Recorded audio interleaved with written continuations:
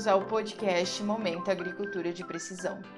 Esse podcast pertence ao Grupo Interdisciplinar de Tecnologias em Agricultura de Precisão, o GITAP. Meu nome é Águida e eu sou a locutora desse episódio. Esse é o episódio de número 2 e tem como tema Geotecnologias e Agricultura.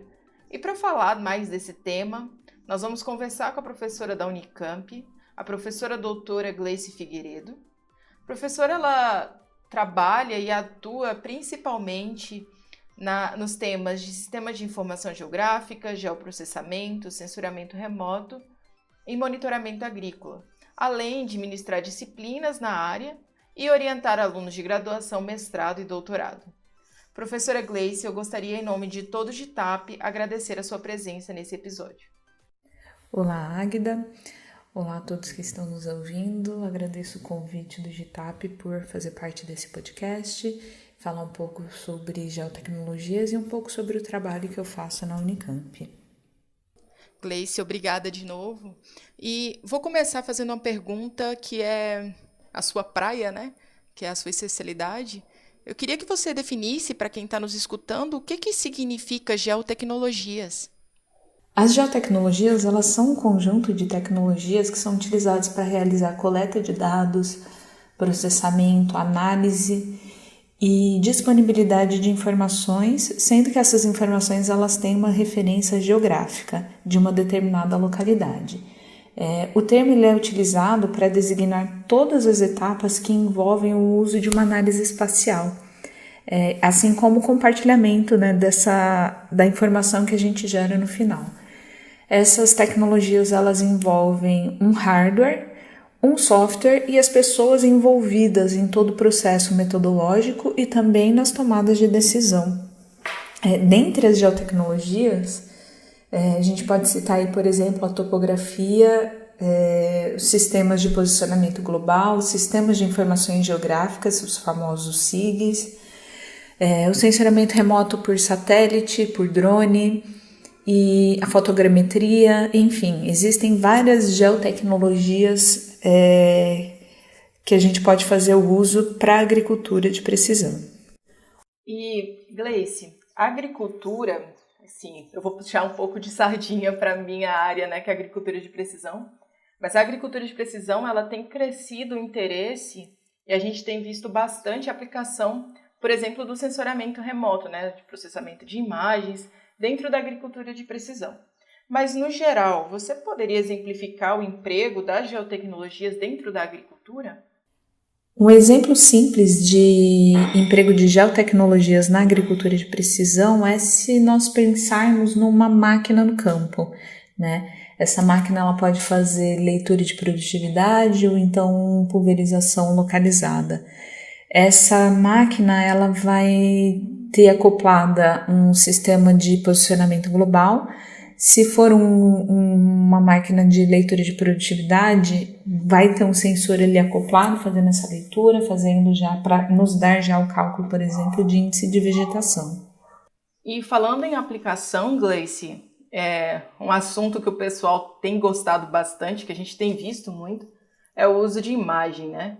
E drone está em todas, desde casamento até agricultura. Então, assim, o que eu queria te perguntar é que, assim, a gente vê o pessoal falando de imagem de drone para aplicar na agricultura. Já vimos bastante que o pessoal tem utilizado imagem de satélite. Só que uma questão é, quando que eu uso um, quando que eu uso outro? Qual que é a vantagem de utilizar um drone ou um avião ou utilizar uma imagem vinda de satélite? Qual que é uma vantagem e desvantagem na escolha dessas três formas de aquisição de imagens? A primeira coisa que a gente tem que ter em mente é pensar no tamanho da área que a gente quer fazer o monitoramento e o nível de detalhamento que precisamos ter para o trabalho. Outro ponto é em relação à frequência que se deseja ter uma imagem. Começando lá pela imagem de satélite, né? Ela traz uma liberdade de se trabalhar com séries temporais. O que é isso? É ter imagens da mesma área com uma certa frequência. Então, pode ser uma frequência ali de 5 dias, 10 dias, todos os dias, ou seja, o satélite ele vai passar ali por aquela área com uma certa frequência. Isso nos ajuda a fazer o acompanhamento mais de perto do desenvolvimento da cultura, né? Então, se existir alguma anormalidade entre uma imagem e outra, a gente já consegue ir até o campo, verificar o que de fato está acontecendo e solucionar o problema a tempo, antes que, por exemplo, uma praga se espalhe pela lavoura. A desvantagem da imagem de satélite é que as imagens gratuitas, elas têm alta resolução temporal, por exemplo, o sensor MODIS, resolução temporal de 1 a 2 dias, porém ela tem baixa resolução espacial, né? Então um pixel do MODIS pode ter 250 metros, 500 metros. Quando a gente fala de agricultura de precisão, isso é uma escala muito grosseira, né? A gente não consegue um nível de detalhamento. Mas hoje já existem satélites como o Sentinel-2 que nos oferecem uma resolução espacial mais detalhada, com 5 metros de resolução espacial, por exemplo, e a cada 10 dias, né?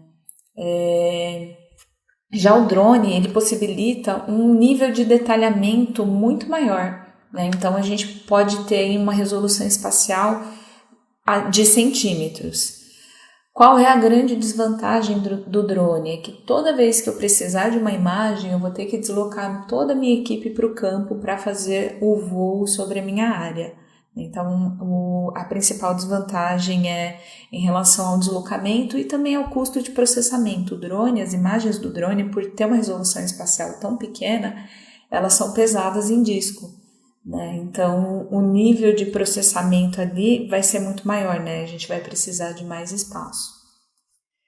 Para qualquer uma das plataformas, a gente precisa tomar muito cuidado, né? Então, no caso das imagens de satélite, a gente tem que nos atentar ao nível de correção atmosférica. Então, qual é o nível de correção que determinada agência espacial disponibiliza essa imagem, né? Se é correção no nível de superfície ou se é no nível da atmosfera. No caso do drone, o imageamento também a gente precisa tomar um pouco de cuidado na qualidade, né? Observar se no momento do imageamento existem nuvens, se essas nuvens estão fazendo sombra, se está ventando muito, se não está, porque tudo isso vai afetar no valor de reflectância da imagem. Uma outra questão, Gleice, que eu queria te perguntar é relativa ao custo, né? Porque imagem de satélite tem a vantagem de ter algumas que são de acesso gratuito. E o drone já complica por conta de ter que deslocar a equipe, ter que pagar, né? É oneroso esse processo. E quanto ao custo da imagem de satélite e essa gratuidade dela, queria te perguntar onde que eu acho essas imagens? Quais são as plataformas e fontes que eu posso ter acesso à imagem de forma gratuita? Realmente a gente vê uma certa democratização no uso das imagens de satélite, o que é bom. Então, desde 2008, o Serviço Geológico dos Estados Unidos tornou público o banco de dados de imagens do Landsat, que é o programa mais conhecido da NASA, né? Então, desde essa data, a gente vê essa popularização, né? O maior uso de imagens. Quanto às plataformas, eu posso citar aí, por exemplo, o Earth Explorer, também sob domínio do Serviço Geológico dos Estados Unidos, mas a gente não pode deixar de falar sobre a popularização também das linguagens de programação no meio das geotecnologias, né? Então, a utilização do R, do Python, do JavaScript. Dentro desses programas, né, a gente consegue já fazer, por exemplo, o download das imagens do Landsat, do Sentinel, do MODIS, entre outras imagens. E isso ajuda bastante para quem trabalha com uma pilha muito grande, né? Uma série temporal muito grande de imagens, porque a gente gera um script, programa ali para fazer todo o download de uma vez e quando precisa atualizar é que a gente volta lá para baixar a imagem novamente. Uma outra plataforma que eu gosto bastante e inclusive uso nas minhas aulas é o Google Earth Engine, que combina um catálogo aí de vários petabytes de imagens de satélite e um conjunto de dados geoespacial para recursos de análise espacial em escala global. Então, é uma ferramenta muito poderosa, é uma ferramenta muito interessante para trabalhar em sala de aula, para trabalhar no nosso dia a dia também de desafios das geotecnologias. A grande vantagem dessa plataforma é que não há necessidade de a gente fazer o download dos dados, né? Então, todo o processamento é feito na nuvem e o usuário só vai baixar o produto final, o que eu acho uma grande vantagem. E, Gleice, mudando um pouquinho, mas não mudando tanto, eu queria falar um pouco de combinação de dados que vêm dessas imagens, né? Porque às vezes algumas informações que vêm em imagens só nas bandas não dizem muita coisa. Então, o pessoal usa de índices para levar alguma informação, para direcionar alguma informação. Eu já queria falar daquele famoso índice NDVI, que é o índice da diferença de vegetação da diferença normalizada. O NDVI, ele se popularizou, está na boca do povo, a gente vê falando bastante nele. Parece que ele tem relação com produtividade, relação com solo, e isso só algumas, né? Porque o pessoal já está falando de muitas aplicações dele. Mas a gente sabe que precisa ter um pouquinho de cuidado, não é bem assim. Eu queria te perguntar se o NDVI ele realmente é um melhor índice para mapear lavouras e também falar de qual cuidado que a gente tem que ter ao utilizar esse tipo de informação. Realmente o NDVI é o índice mais comentado, mais utilizado,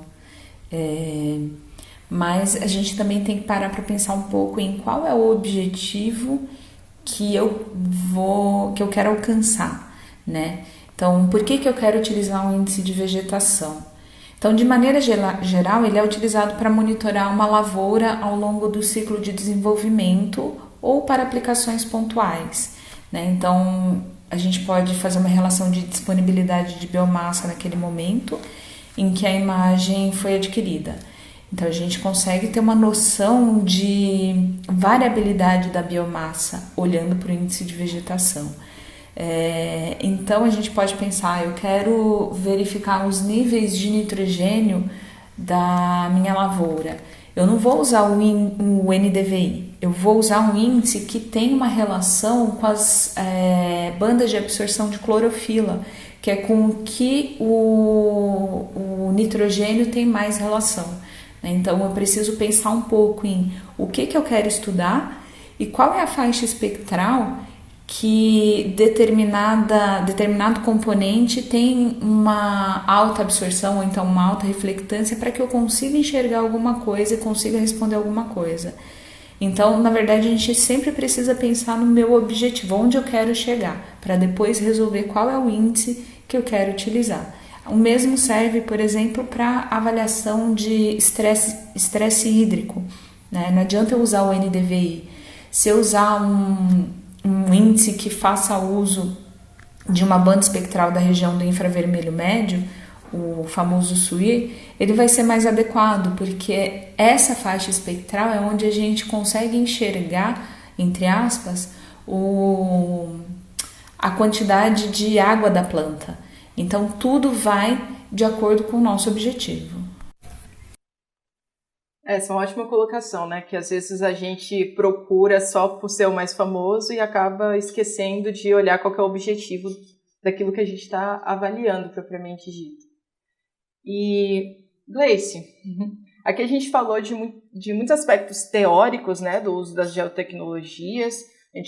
Você trouxe essa questão de imagem, trouxe a questão das fontes de onde que a gente coloca e do índice de vegetação. Agora eu queria dar uma unida para finalizar o podcast de hoje, de prática. O que você está fazendo na prática? Você poderia dar um exemplo de um projeto que você está trabalhando que mistura o uso de geotecnologias com a agricultura? Sim, todos os trabalhos que eu estou envolvida hoje têm relação entre geotecnologias e agricultura. Todos eles são bem interessantes e bem práticos, onde a gente precisa ir para campo. Um deles envolve diversas plataformas, desde sensoriamento proximal até o nível de sensoramento remoto com a plataforma Aqua e Terra com sensor modes, né? Então eu tenho aí diversas escalas. Então a gente trabalha com drone, a gente trabalha com as imagens do Planet, que são imagens aí recentes, com resolução temporal diária, resolução espacial de 3 metros, com Sentinel, com Landsat, enfim, são diversas plataformas.